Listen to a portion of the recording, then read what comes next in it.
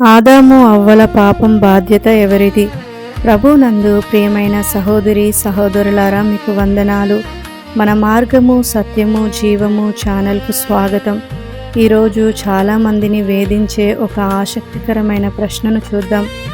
ఆదాము అవ్వలకు పండు తినకముందు మంచి చెడుల తెలివి లేదు కదా, మరి వారు చేసిన తప్పుకు బాధ్యత ఎవరిది?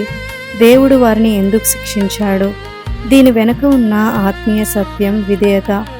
ఆదాము అవ్వలకు మంచి చెడుల జ్ఞానం లేకపోవచ్చు, కానీ వారికి ఎంపిక చేసుకునే స్వేచ్ఛ ఉంది.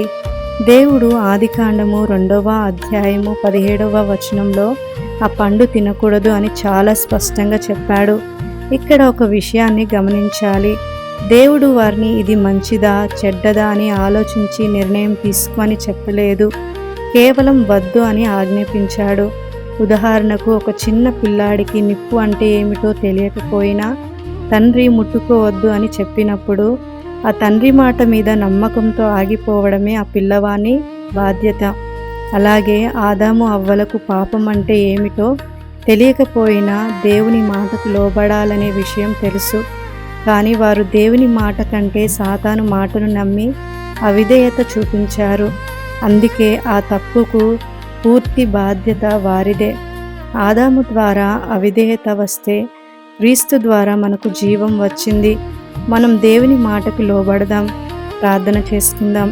మహోన్నతుడా, మా పరలోకపు తండ్రి, ఆదాము అవ్వలు ఆజ్ఞను మీరినట్లుగా కాకుండా మేము మీ మాటకు సంపూర్ణంగా లోబడి జీవించే జ్ఞానాన్ని మాకు దయచేయండి. మార్గము సత్యము జీవము అయిన యేసుక్రీస్తులో మేము స్థిరంగా ఉండేలా సహాయం చేయమని యేసు నామమున అడుగుచున్నాము తండ్రి, ఆమేన్.